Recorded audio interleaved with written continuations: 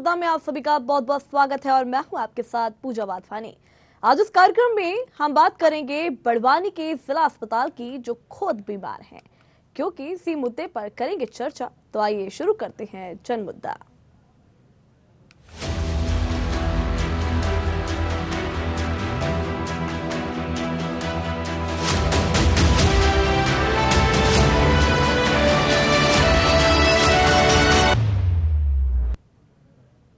बड़वानी जिला मुख्यालय खुद बीमार है, ऐसे में मरीजों का इलाज कैसे हो, यह सोचने वाली बात है।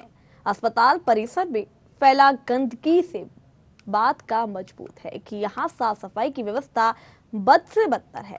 सोनोग्राफी की मशीनें तो हैं, लेकिन वह बंद पड़ी हुई हैं, जो चीख चीख कर कह रही हैं कि स्वास्थ्य सेवाओं की पोल खोल रही हैं। यह स्थिति तब है जब इस जिला अस्पताल पर अन्य दो जिलों धार अलीराजपुर से भी प्रसव के लिए महिलाएं यहां आती हैं। चिकित्सकों के द्वारा सोनोग्राफी का लिखा जाता है तो उन्हें सोनोग्राफी बाहर जाकर करानी पड़ती है। इस मामले को लेकर civil surgeon doctor Manoj Khanna से बात की तो उनका कहना है कि ये मसला उच्च अधिकारियों की जानकारी में है। जो सोनोग्राफी के लिए डॉक्टर थे वो ट्रेनिंग के लिए बाहर गए हैं, उनकी जगह अन्य महिला चिकित्सक को नियुक्त किया गया है, लेकिन वो मातृत्व अवकाश पर हैं, इसलिए सोनोग्राफी के लिए हमारे पास कोई डॉक्टर उपलब्ध नहीं है, जिस कारण जब तक कोई नियुक्ति या किसी को ट्रेनिंग नहीं मिल जाती सोनोग्राफी बंद रहेगी। वहीं गंदगी के प्रश्न पर जवाब देते हुए डॉक्टर मनोज का कहना है कि रूटीन में जांच करते रहते हैं, ऐसी कोई बात उनके सामने आई ही नहीं, जबकि यहाँ पड़ी गंदगी की तस्वीरें सब कुछ बयान कर रही हैं।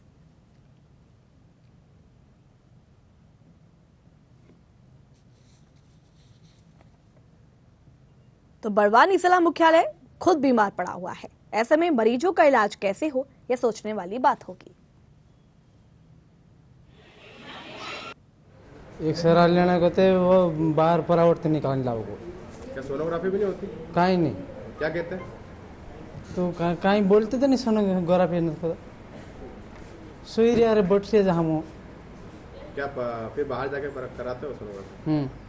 क्या परेशानी होती है आपको? हाँ। क्या चाहते हो अब कहीं यार सुधरने को नहीं यार, तो सुधारता तो नहीं यार ने कहीं कर रही दूसरा। यहाँ डॉक्टर आते हैं समय समय पे? डॉक्टर एक बार आया था तो एक्सरा लेके आओ ऐसा बोल दिया। बड़वानी जिला अस्पताल में मैं खुद भी वहाँ पर गया था और वहाँ पर जाके जब हमने देखा तो वहाँ पे कई सारी अनियमितताएं हैं। वहाँ पर सबसे मूल जो मुझे देखने को मिला वो ये है कि वहाँ पे जो साफ़ सफाई जो है वो बहुत ही बुरे लेवल पे है और वहाँ पे जो फिनाइल जो डलता है, फिनाइल की भी कोई मात्रा वहाँ पे देखने को नहीं मिलती है। वहाँ पे जो कचरा जो है वो बिल्कुल गिरा हुआ है, कोई साफ़ करने को तैयार नहीं है। यहाँ पे मैंने एक चीज़ जो देखी उसमें बहुत दयनीय स्थिति है कि यहाँ पर सोनोग्राफी मशीन जिसको लेके गरीब व्यक्ति बाहर जाता है, हजार रुपए तक उसको देना पड़ता है, वो मशीन आके यहाँ पर रखी हुई है, लेकिन उसको उपयोग नहीं ले जाया जा रहा है। उसको उपयोग में लेने के लिए कोई टेक्नीशियन उपस्थित नहीं है, यहाँ पर कोई ऑपरेटर नहीं है और वो जो लाखों की जो मशीन जो है वो ताला बंद करके उसको रखा हुआ है, वो सड़ रही मशीन। तो ये जो स्थितियाँ हैं बहुत बुरे लेवल पे है। यहाँ पर जो कई सारे मरीज मैंने जो देखा था वो लोग फर्श पे लेट के अपना इलाज कराने को मजबूर है।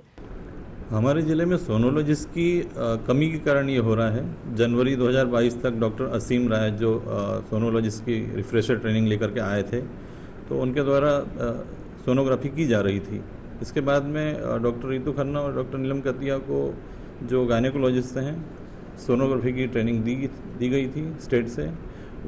डॉक्टर रितु खन्ना द्वारा भी अप्रैल से लेकर के माह जून तक सोनोग्राफी की गई। उसके बाद में उनके मातृत्व अवकाश पर जाने के पश्चात सोनोग्राफी बंद है। यदि सोनोलॉजिस्ट की व्यवस्था हो जाती है तो सोनोग्राफी फिर से चालू हो जाएगी। ये संज्ञान में है, उच्च अधिकारियों के भी संज्ञान में है, डॉक्टर कलेक्टर महोदय के भी संज्ञान में। उन्होंने उच्च स्तर पर एमडी को भी पत्र लिखा है कि जल्दी से जल्दी सोनोलॉजिस्ट की पदस्थापना की जाए ताकि व्यवस्था सुचारू रूप से संचालन हो सके।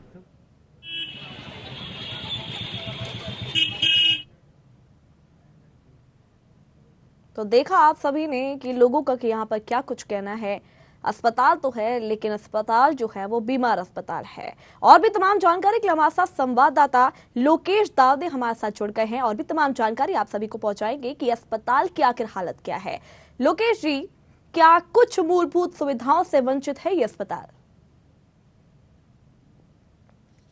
हमारी जिला मुख्यालय के महिला जिला चिकित्सालय में विगत कई दिनों से सोनोग्राफी कक्ष में ताले लगे हुए पड़े हुए हैं। वही मरीजों को निजी लैबों में महंगे दामों में सोनोग्राफी करवाना मुश्किल पड़ रहा है। वही मरीज दर बदर परेशान हो रहे हैं सर। तो आखिर यहाँ पर मरीजों का इलाज आखिर होता कैसे होगा?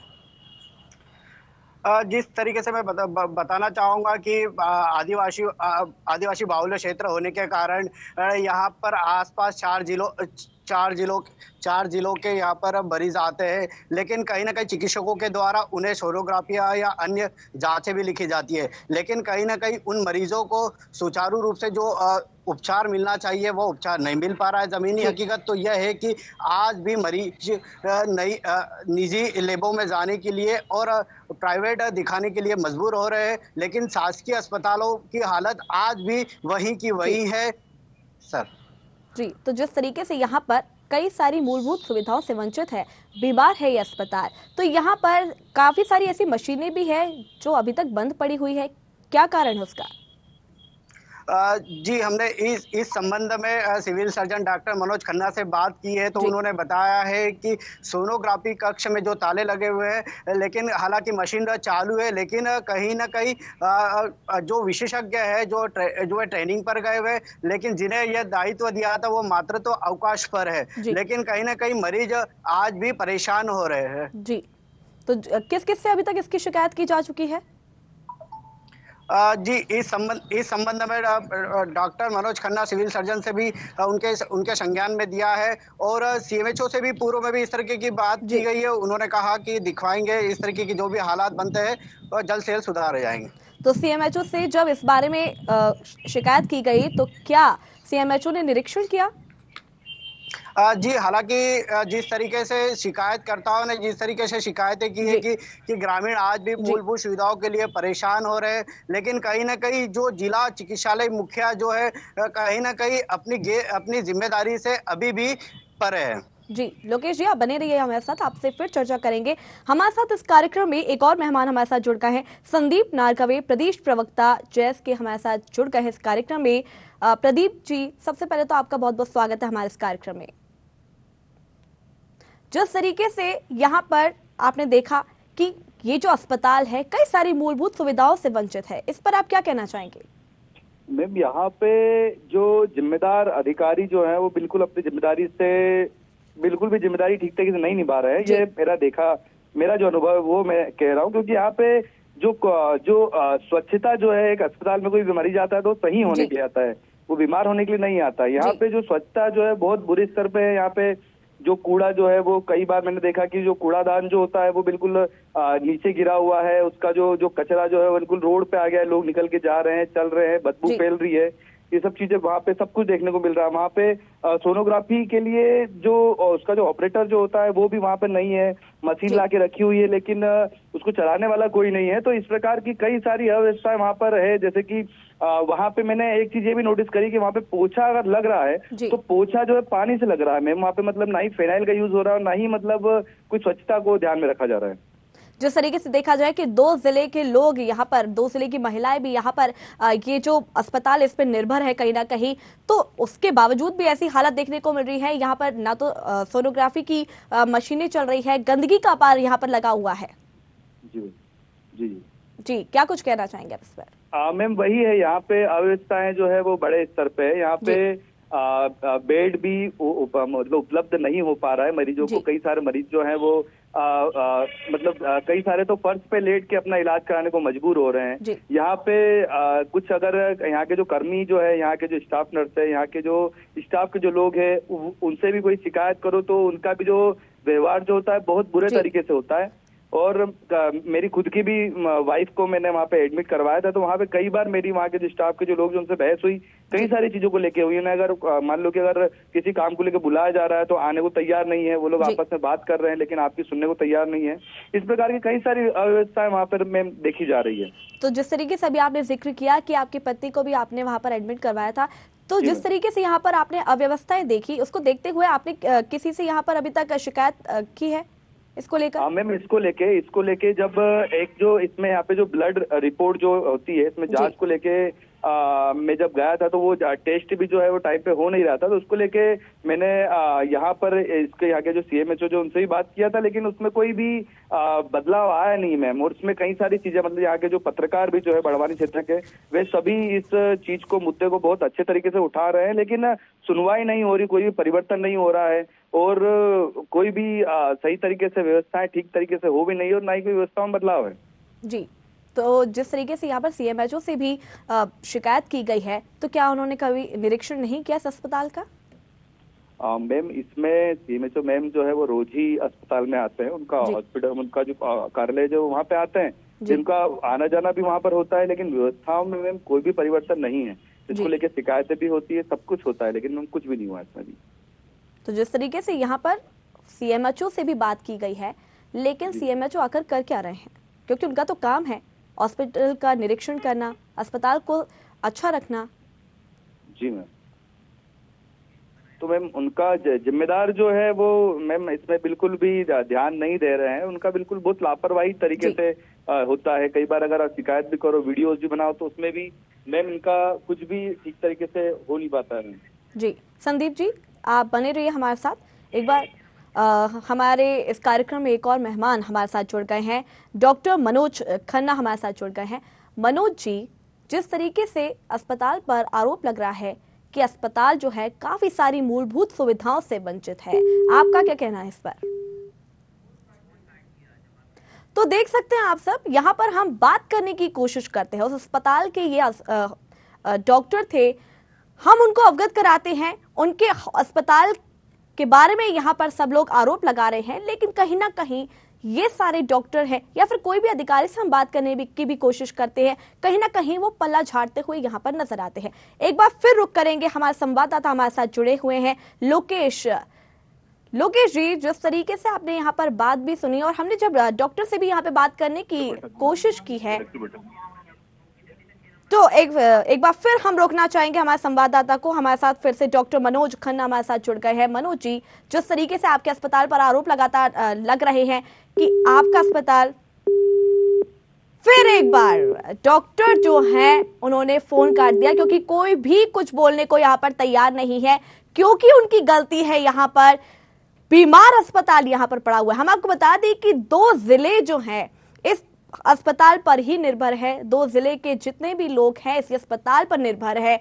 किसी को भी कुछ भी दिक्कत होती है इस अस्पताल में जाते हैं और यहाँ पर कोई सुविधा नहीं, अव्यवस्थाओं से भरा हुआ ये अस्पताल है, यानी कि बीमार अस्पताल है। एक बार फिर रुक करेंगे, हमारे साथ संवाददाता जुड़े हुए हैं। लोकेश जी, देखा आपने, हमने यहाँ पर बात करने की भी कोशिश की है डॉक्टर से, लेकिन कहीं ना कहीं पल्ला झाड़ते हुए यहाँ पर नजर आए, या फिर हम बात करें कि उन्होंने फोन ही काट दिया, कुछ बोलने तक को वहां पर तैयार नहीं। क्या कुछ कहना चाहेंगे आप?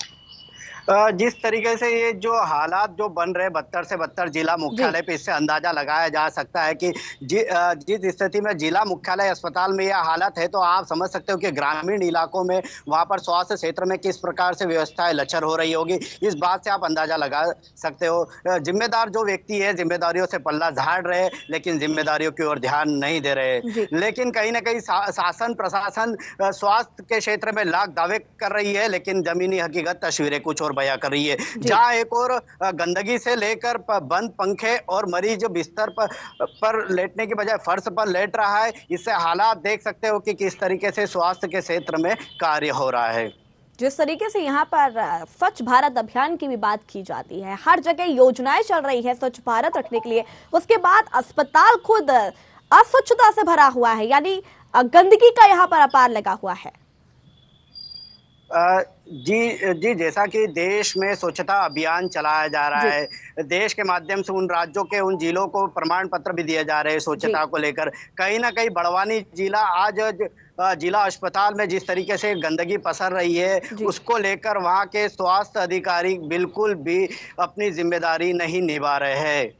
जहाँ एक और मरीज स्वास्थ्य के लिए उन्हें आता है, तो वहीं इस गंदगी के कारण दूसरी बीमारी से भी ग्रसित होना पड़ रहा है। अगर हम बात करें कि इस अस्पताल में बहुत सारी असुविधाएं हैं, 2 जिले इस अस्पताल पर निर्भर हैं, अगर यहाँ पर इतनी सारी असुविधाएं हैं, तो आखिर लोग जाते कहाँ होंगे, उनका इलाज होता कैसे होगा? जिस तरीके से मरीजों का इलाज हो रहा है वो इससे अंदाजा लगाया जा सकता है कि किस तरीके से यहाँ पर डॉक्टर की टीम और स्वास्थ्य विभाग लगातार उन पे स्वास्थ्य के क्षेत्र में कार्य कर रही है। लेकिन कहीं ना कहीं आदिवासी बाहुल्य क्षेत्र की यहाँ पर होने से उनकी आर्थिक स्थिति मजबूत नहीं है। उन्हें मजबूरन प्राइवेट अस्पतालों में दिखाने के लिए जाना पड़ रहा है। वहाँ महंगे दामों में उनसे लूटा जा रहा है निजी अस्पतालों के द्वारा। लेकिन कहीं ना कहीं शासन प्रशासन अब भी आंखें मूंदे बैठा है। तो लगभग कितने समय से यही हालत बनी हुई है इस अस्पताल की? जी, हालात की बात करें तो यहाँ पर कई वर्षों से इस तरीके के हालात बने हुए हैं। जहाँ एक और मरीज जब हमने खुद वहां पर निरीक्षण किया तो मरीज खुद फर्श पर लेटा हुआ था, लेकिन उससे अंदाजा लगाया जा रहा है कि मरीज को कितना इलाज दिया जा रहा है और कितना स्वस्थ होकर ठीक होके जा रहा है घर। बात करें कि अस्पताल में कितने डॉक्टर्स हैं अभी? जी, वहाँ पर अलग अलग डॉक्टर है, अलग अलग विभाग के, लेकिन कहीं ना कहीं मरीजों का भी कहना है कि डॉक्टर समय पर नहीं आते, डॉक्टर समय पर ट्रीटमेंट नहीं देते, उनका रवैया भी ठीक से नहीं होता है, ऐसा वहाँ के मरीजों का कहना है। जिस तरीके से हमने यहाँ पर डॉक्टर से भी बात करने की कोशिश की, मनोज खन्ना यहाँ के डॉक्टर थे, उनसे भी हमारी टीम ने भी बात करने की कोशिश की थी, तो उन्होंने भी कहीं ना कहीं ये कहा था कि ऐसा कोई भी अव्यवस्था की हालत निर्मित नहीं हुई है अस्पताल में। तो जिस तरीके से हम तस्वीरों में देख सकते हैं, यहाँ पर देख सकते हैं कि अस्पताल में जमीन पर जो मरीज है वो लेटा हुआ है, असुविधाओं से भरा हुआ है, गंदगी का अपार लगा हुआ है। हमारे इस कार्यक्रम में एक और मेहमान हमारे साथ जुड़ गए हैं, राजन मंडलोई, पूर्व अध्यक्ष नगर पालिका। बहुत बहुत स्वागत है आपका इस कार्यक्रम में। जिस तरीके से आपके संज्ञान में ये बात आई होगी कि ये बड़वानी का जो शासकीय अस्पताल है काफी सारी असुविधाओं से वंचित है, क्या आपके संज्ञान में ये बात आई थी?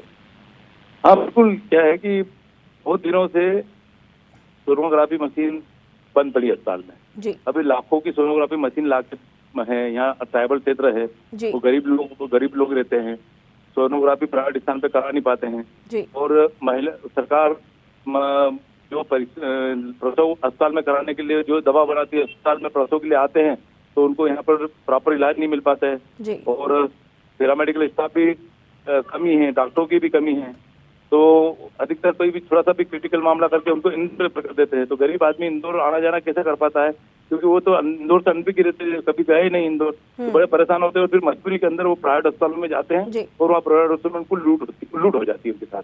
तो साथ में आप तुम देखोगे तो हमारे यहाँ ट्रामा सेंटर बना है, ट्रामा सेंटर के अंदर एक्सरे मशीन लाए हैं, लेकिन न ऑपरेटर है, परसों से ऑपरेटर की नियुक्ति नहीं हुई।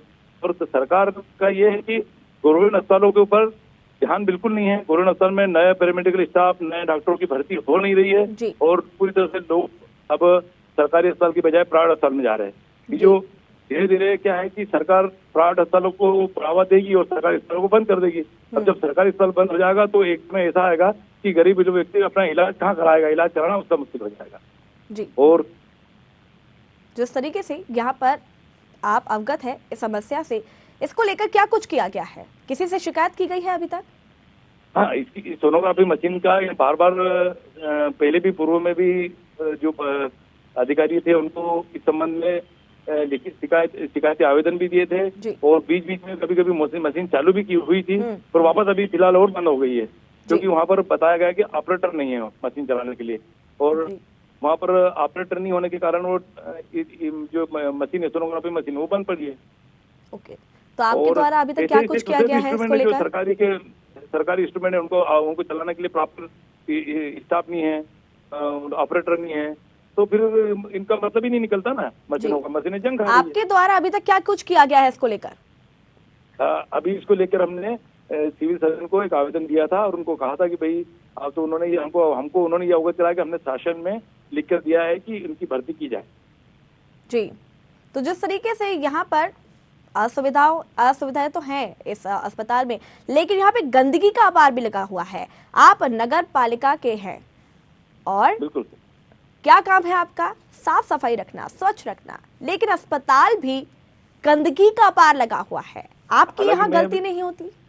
नहीं, बिल्कुल सही बात है। मैं पहले नगर पालिका अध्यक्ष हूँ, वर्तमान में नहीं हूँ, लेकिन अस्पताल परिसर के अंदर साफ सफाई की जिम्मेदारी अस्पताल विभाग की है और अस्पताल विभाग द्वारा अंदर जो अस्पताल के अंदर सिर्फ अस्पताल सफाई विभाग के लिए की है? उन्होंने ठेके पे कर्मचारी भी रख रखे हैं। सिर्फ और वो अस्पताल ठेके- विभाग की है? हाँ, नहीं, सरकारी अस्पताल के कैंपस के अंदर जो साफ सफाई की जिम्मेदारी उनकी है, और सफाई का ठेका भी जाता है अस्पताल से, और उसके लिए उन्होंने ठेकेदार भी नियुक्त कर रखा है। लेकिन ठेकेदार के द्वारा जो सफाई कर्मी उनको समय पे मानदेय या भुगतान नहीं करते हैं, उसकी वजह से भी बहुत परेशानी होती है। और ये जो ठेका पद्धति में कौन व्यक्ति ठेका लेता है, उसको पूरे खाते में एक साथ पैसे चले जाते हैं, और उनका ये जो ठेका पद्धति के अंदर कर्मचारी रख लिए हैं, हम तो इसका भी विरोध करते हैं। किस कर्मचारी को रखा हुआ है, किसको नहीं रखा हुआ है, यहाँ पे उसकी बात नहीं हो रही है। लेकिन आपका काम ये भी है कि गंदगी को ठीक करना, गंदगी को साफ करना आप लोगों का ही काम है। अगर अस्पताल में गंदगी है तो आप लोग ही उसको चेक करेंगे, और कोई तो चेक करेगा नहीं।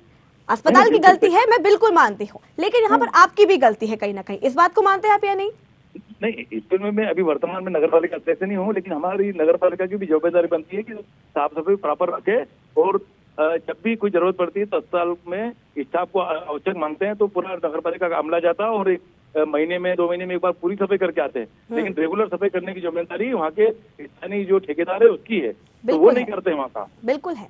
मुद्दा आपने उठाया ना, तो मुद्दा उसी पे मैं बात कर रही हूँ कि अगर यहाँ पर अस्पताल, मैं जानती हूँ अस्पताल की यहाँ पर बात हो रही है कि अस्पताल में असुविधाएं भी है, साथ में गंदगी का अपार भी लगा हुआ है। लेकिन अगर आपसे भी बात हो रही है, आपने मुद्दा उठाया, तो मैं उस पर भी आपको बोल रही हूँ कि यहाँ पर कहीं ना कहीं आपकी भी गलती नजर आती है, क्योंकि यहाँ पर आप लोगों का काम भी है स्वच्छ भारत अभियान। जिस तरीके से यहाँ पर लगातार अभियान चलाया जा रहा है, अस्पताल में ही अगर गंदगी होगी तो लोग जाएंगे कहाँ? बिल्कुल सही बात है आपकी। और सफाई व्यवस्था कराना सरकार की जिम्मेदारी बनती है, नगर पालिका की जिम्मेदारी बनती है, और जो अस्पताल का प्रशासन है उसकी भी जिम्मेदारी बनती है। हमारा तो यही कहना है कि अस्पताल के प्रशासन द्वारा ठेके पे कर्मचारी रखे, और एक ठेकेदार को भुगतान कर देते तो जो सफाई कर्मी है उनको समय पे मानदेय नहीं मिलता, पैसे नहीं मिलते, और बेचारे इधर उधर भटकते रहते हैं। और समय स्थायी नियुक्ति नहीं होने से कोई कर्मचारियों की कोई जवाबदारी भी नहीं है, और ठेकेदार को तो एक साथ पूरा पेमेंट हो जाता है कर्मचारियों का, और वो चले जाता है ठेके लेके। तो ठेकेदार को भी नोटिस देना चाहिए, यदि सफाई सही नहीं हो रही है तो ठेकेदार के ऊपर नोटिस देकर पर रिकवरी होनी चाहिए, और दूसरे नए व्यक्ति को ठेका के बजाय नए कर्मचारियों की साथी भर्ती करना चाहिए। जी, उम्मीद करती हूँ कि आप इस पर थोड़ा सा आगे ध्यान दें। बहुत बहुत शुक्रिया हमसे बात करने के लिए, हमसे जुड़ने के लिए। हमारे संवाददाता के पास एक बार हम रुक करेंगे फिर से। लोकेश जी, जिस तरीके से आपने यहाँ पर बात भी सुनी है, हमारे साथ पूर्व अध्यक्ष नगर पालिका के जुड़े हुए थे, उनका जो भी कुछ कहना है, कहीं ना कहीं उनकी भी यहाँ पर गलती नजर आती है, क्योंकि अस्पताल में गंदगी का अपार लगा हुआ था। नगर पालिका का भी यहाँ पर कर्तव्य है कि स्वच्छ भारत अभियान में अपना योगदान दे। अस्पताल में अगर गंदगी होगी तो किस तरीके से काम चलेगा, क्या कुछ कहेंगे? जी, जैसा कि बता दूं कि हॉस्पिटल में जो ठेका पद्धति चलती है सफाई कर्मी को लेकर, उन ठेकेदारों के भी द्वारा सफाई कर्मी लगा समय समय पर नहीं की जाती है। वहीं आज भी हम देखें तो अस्पताल के मरीज के बिस्तर के पास जो गंदगी पसर रही है, सिर्फ ठेकेदारों पर यहाँ पर आरोप लगा दिया कि वो नोटिस नहीं देते। अगर वो नोटिस नहीं देते तो आप लोगों का यहाँ पर काम है। जी, जिस तरीके से मैं बता दूं कि यहाँ वर्तमान में कांग्रेस के अध्यक्ष है यहाँ पर, उनके भी एक दायित्व बनता है कि वह भी समय समय पर इस गंदगी के प्रति अपनी जिम्मेदारियां निभाए। लेकिन कहीं ना कहीं शासन प्रशासन कुल मिला के ध्यान नहीं दे रहा है, यह बड़ी लापरवाही सामने नजर आ रही है। जी, बहुत बहुत शुक्रिया लोकेश जी तमाम जानकारी देने के लिए। तो आज का जन मुद्दा जो था इसी को लेकर था कि जो अस्पताल है वो बीमार अस्पताल है, काफी सारी असुविधाओं से ये वंचित है अस्पताल। देखने वाली बात होगी कि जिस तरीके से यहाँ पर लोग जो है काफी असुविधाओं का यहाँ पे सामना उनको करना पड़ रहा है। देखने वाली बात ये होगी कि आखिर कौन इन लोगों की सुनता है, क्योंकि 2 जिले हैं इस अस्पताल पर निर्भर है, तो कहीं ना कहीं काफी सारी असुविधाओं का सामना लोगों को करना पड़ रहा है। अब देखने वाली बात यह होगी कि किस तरीके से उनकी मांगे जो है वो पूरी होती है, और जो भी असुविधाएं उनको होती है वो पूरी कैसे सुविधाओं में बदलती हैं। अगली बार फिर मिलेंगे एक नए मुद्दे के साथ, तब तक के लिए देखते रहिए न्यूज़ आज। नमस्कार।